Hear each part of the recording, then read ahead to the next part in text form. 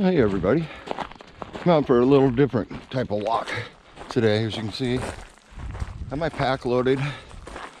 Pretty much everything I'd need for a day, maybe two, except for extra water. I only brought 2 liters of water. But yeah, out here walking another section of the park. What I'm gonna do is look for a place I can set up and show you my setup. How I set up my hammock, talk a little bit about the hammock for sure.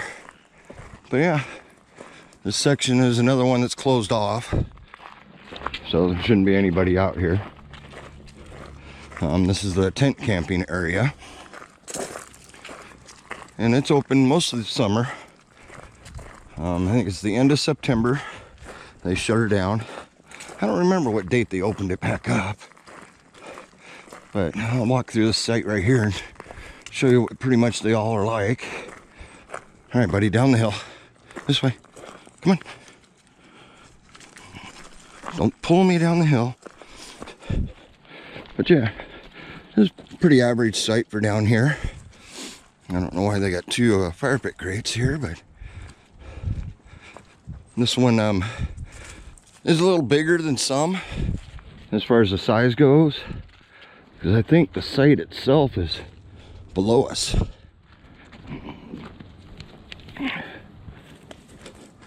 Yeah, this is the site here. But yeah, obviously a lot of people just go up here and camp.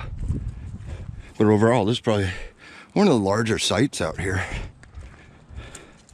For the tent camping area, at least. I'm looking for a site I can actually find 2 decent trees to hang the hammock with. That's the normal site there. That's about what they are. Water spigot, and that's it.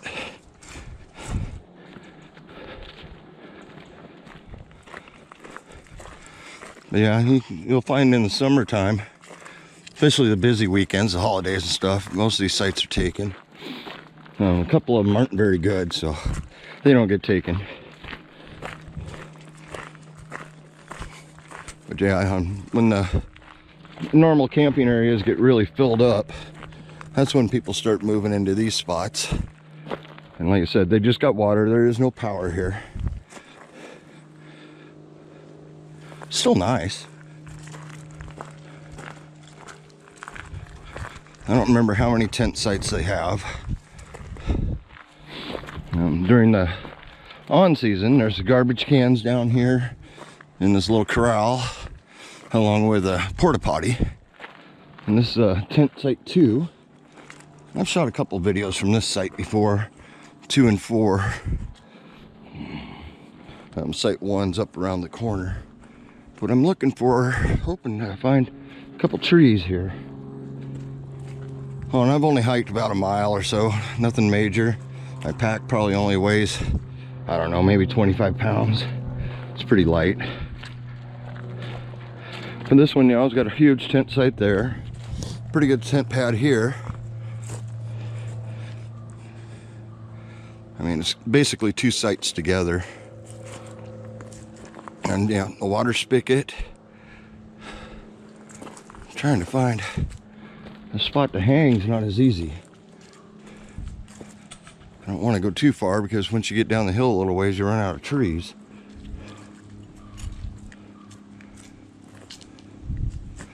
Well, I don't know.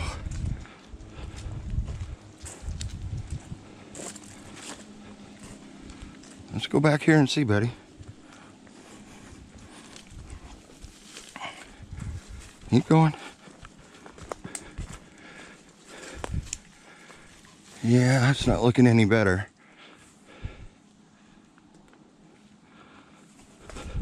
Definitely bushy. Come on, this way.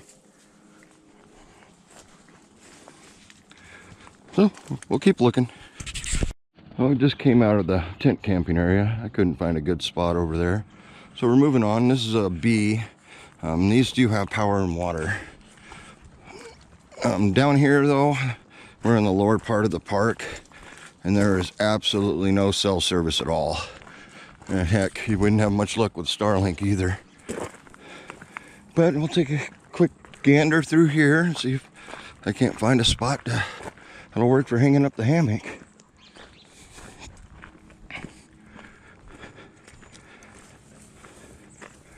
These sites aren't the greatest either. Be good tent sites because they do have power and water. And I'm not sure how many of these sites there are either. I know this park is pretty darn big. This was the first 1,000 trails a long time ago.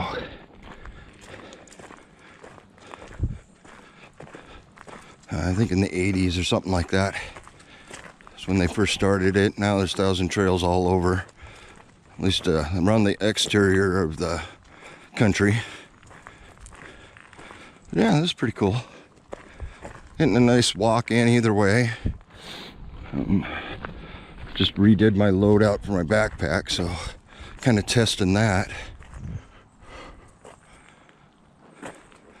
All right, buddy, we'll keep going.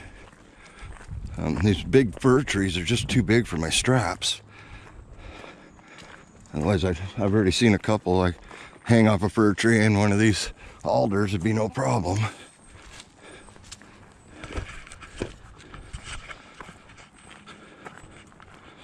Yeah, some decent sites. So this area is not used most of the year. It also closes in late September, just because there's not enough people to really keep it going. Which is fine. So we're gonna keep going. Well, I think I found a decent spot. We're coming along almost to the end. It turns right up there and it heads back out, so we're almost to the end. But I saw these two big alders. There's a widowmaker up there on one, but we're not expecting high winds, so that'd be good. But that's what I was thinking, is hanging between this one here and this one. But I like a 6 pace distance, and these are only 5. But I was sitting here taking a minute, and I saw this one to that one, which if I lined them up and go 1, 2, 3, 4, 5, almost 6 paces to that tree. So that'll be a good spot. Nice thing about a hammock is you don't need a whole lot of width. This tree is far enough away, I won't be impacted by it. And to set up a tarp, a tarp's only going to be, 6 foot, so it won't be impacted by the branches above me. And I did look up in these trees to see if there's anything I have to worry about, but I don't, so that's good. So this will be where I'll set up the hammock, put a tree strap on this tree, and then put a tree strap on that tree. The height difference in the ground is about 1.5 feet, so I'll probably set my strap on this tree at about 5 foot, and my strap on that tree about 6 foot. And the ridge line for my tarp would be just above that. So yeah, I just, oh yeah, I brought me a sub sandwich. Gotta unload the backpack. The only reason it was so heavy is because I'm actually carrying the dog's stuff too, like his huge long rope so he can run around while we're here. It's some food and water for him, and for me the same thing.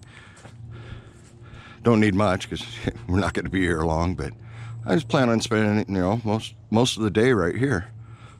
It's pretty quiet. If I was to camp here, that would be a little different because I can see cars going by on the road up there. And if I was to do something like that, I'd probably hang between these 2 trees and run my tarp down on the slope that way, so it blocked any light here from the road. But if I go down to about 3 feet off the ground, you can't see the road anyway.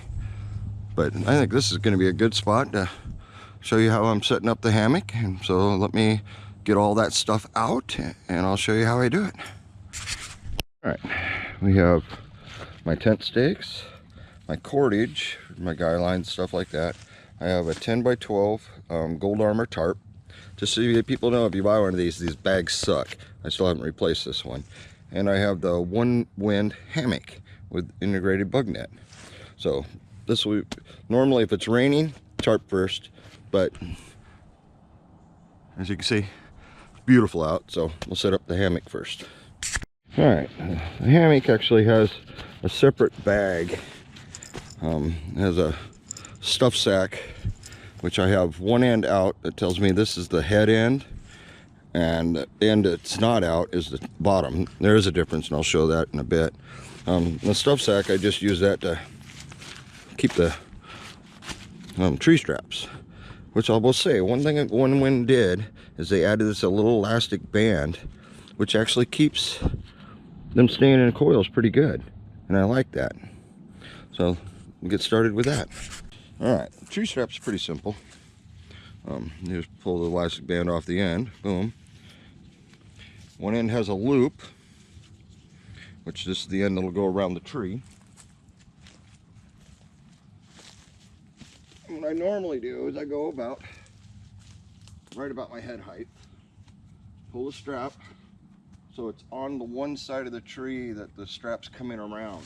That's for tension.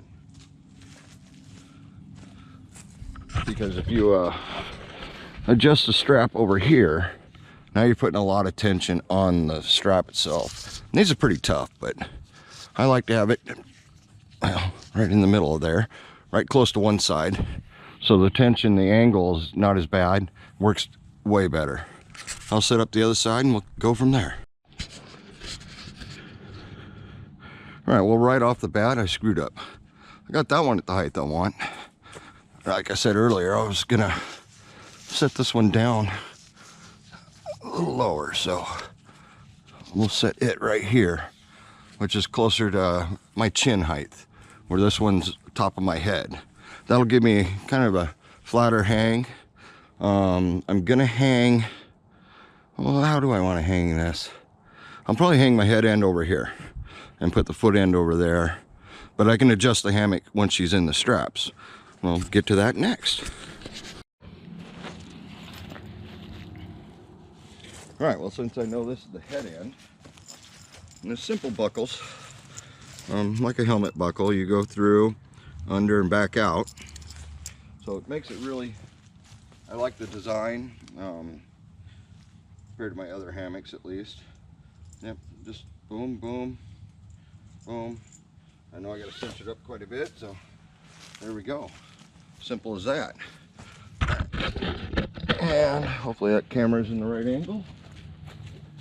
Yeah.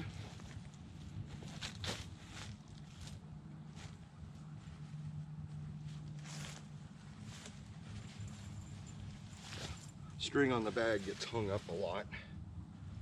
Open the other end, pull the other strap out, and drag my bag.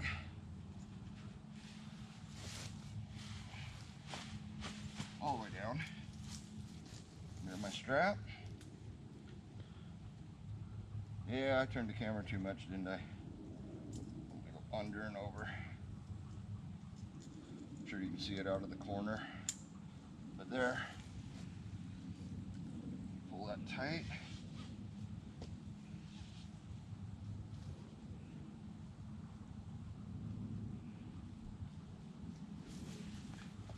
And like always, you always want the foot end a little higher than the head end, but it's a back and forth thing. To adjust it, all you got to do is pull, which is pretty nice. Now I like the hammock height to be about nipple height, for me at least, because it does sag a little bit. Odds, originally you want 15-degree angle or so from head to foot. That's not bad. Slide that down. The reason there's a difference on head to tail is the zippers for the bug net actually come all the way around on the head end. Oops, I don't want to go that way, I want to go this way. I want to bring that.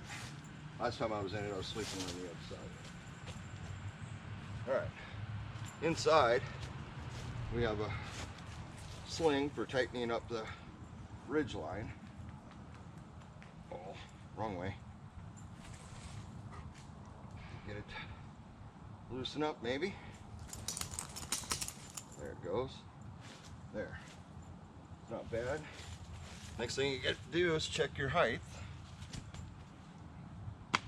Legs are flat, so that's not bad.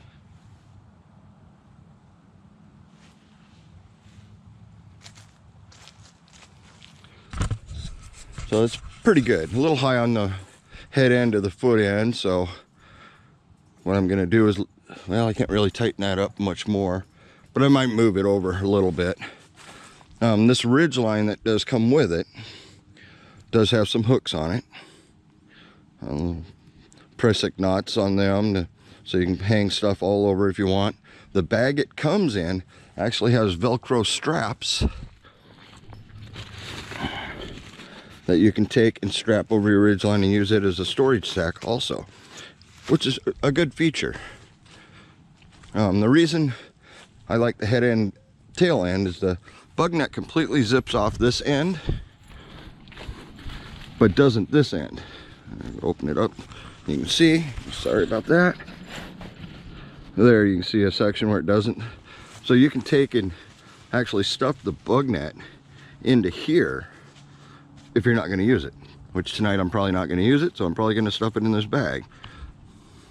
But overall, that's how quick and easy it is to set up. This one, if you noticed, has hooks on the side, so you can actually tie it out. What that'll do is keep it from swinging. So if you have motion issues, probably a good idea. But I think the swinging helps me sleep better. But yeah, that's it just for setting up the hammock. And this one wind hammock I've been really impressed with so far. I've actually slept in it every night for the last month, since I got it pretty much. And I've slept really good. I am a flip-flopper, side sleeper, belly sleeper, the whole works. And people ask, about it, doing it in a hammock. Well, it's not as hard as you think. You put your head in one corner and your feet in the other corner, and it actually lays you in here pretty flat. And if you want to switch sides, I usually just roll over and put my head on one side, my feet on the other when I rotate. I do like to go back and forth at night. Sometime in the night I like to sleep with my right side closer to the edge. Sometimes I like to sleep my left side closer to the edge. So it doesn't matter either way. If you don't move around a lot, or if you're a back sleeper, you can just sleep in this thing like a banana and be happy as a clam. But as you'll notice, the material, this is a nylon. My last few hammocks have been a parachute material, and I've had issues with them ripping and tearing and stuff like that. So I figured I'd try this nylon, and so far it hasn't stretched on me at all. My old one eventually would get like a saggy spot in the middle here, and that wasn't comfortable at all. The big difference between the two is my old one didn't have the bug net, so I had to have a separate bug net that actually went over the whole thing and hung down to almost the ground, which is nice to keep like your shoes in. Bugs can't get in your shoes while you're sleeping. So you're doing this, you got to check your hammock, check your shoes. You're supposed to just leave these zipped up, but I'm gonna go ahead and load it up all the way with the underquilt, sleeping bag, pillow. It's all in my pack, so I might as well use it. And let me get that stuff out. Well, I always used to use stuff sacks that all the products came with, but I found it so much easier to just shove it all down in the backpack. Way more comfortable. And once you start fitting all your other stuff in here, hey, it's not a problem. It's more comfortable, no rattling, no shaking, no movement of stuff. So I like that. I got my quilt, my pillow, and my sleeping bag. And yes, it's puffed up a little bit, so it's almost close to the top. But even when it's fully loaded, I hardly ever get past the top of the internal frame of this thing, which has been kind of neat. But yeah, my quilt, under quilt, it just has clips on each end, which will clip right into the brackets, or anywhere you want to clip it, you can clip it. So that'll be easy enough.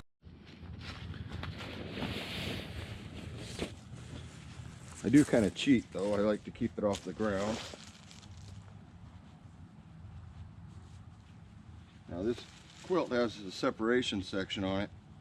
Never stays, so I don't worry about it too much, but just easy clip right in there.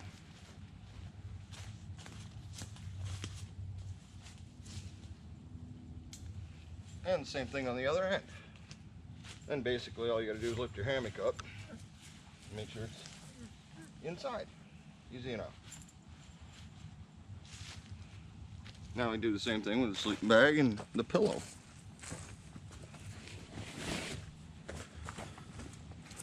I use a Gold Armor travel pillow. It's a memory foam, pretty nice. One side's kind of stickier than the other, so it doesn't slide around easy, which is kind of nice in a hammock. I know a lot of people in hammocks won't use a pillow, but I'll shove that right in here in the top where my head's gonna go.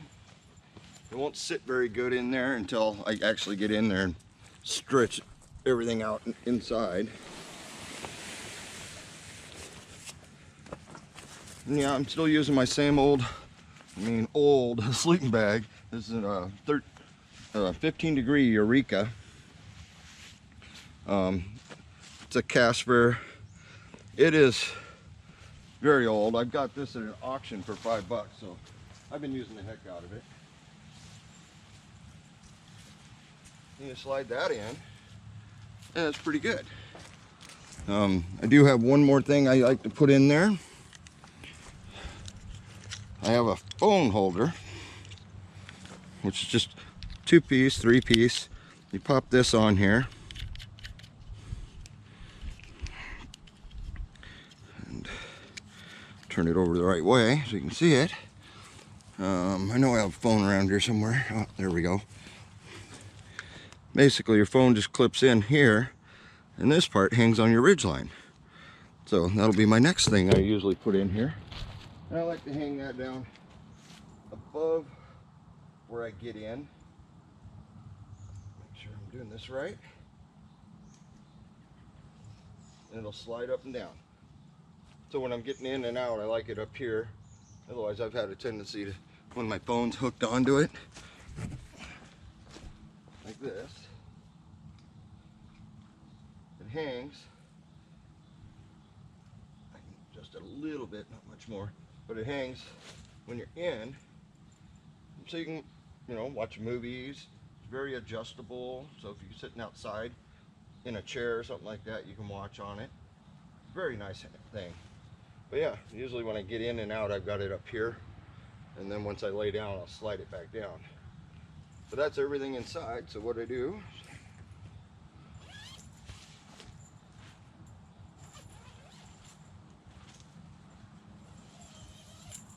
zip up the bug net, and the hammock setup is done. Pretty simple, but boy, oh boy, I encourage all people who have never tried hammocks to go ahead and do it. And it's very comfortable. At this point, I might even take a nap. We'll see. But yeah, like I said, I think my last video, it has these ties here that you can tie around each end. That kind of seal off the end. Oh, it helps if I point the camera. It has these ties right here that help kind of seal off the end if you need it. I haven't found a need for it. The bugs aren't bad, but I've been in places where the ants will crawl up the tree across the strap, and the next thing you know, they're going down along here, and you'll be waking up in the middle of the night with ants on your ridgeline. So these little guards are a good idea. I just haven't found the use for them yet. I don't know. And yes, I could lighten the load and get rid of the metal buckles, the heavy tree straps. But personally, I like the heavy tree straps. And these buckles are way lighter than the last buckles I had on my other one, which are just 500-pound carabiners.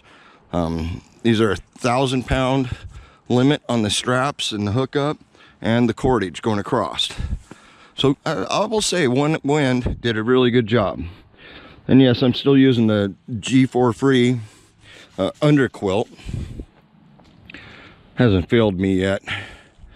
It's not quite the best fit, as you can see here. When you get in, this is my pillow right here.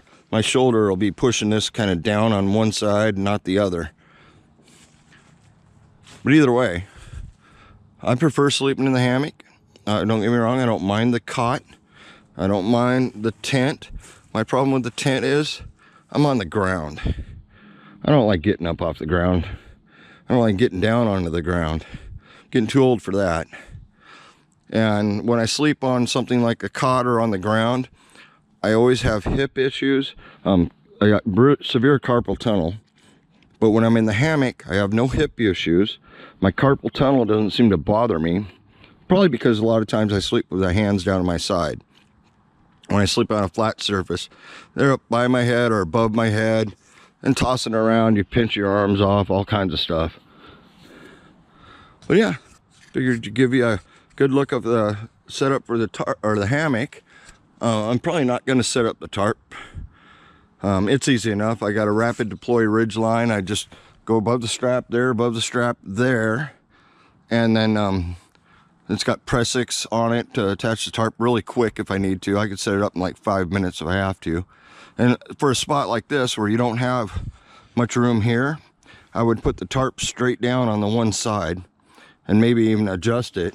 But I don't have a lot of room this direction either. So for me, it would be just to have this one corner here open to go in and out.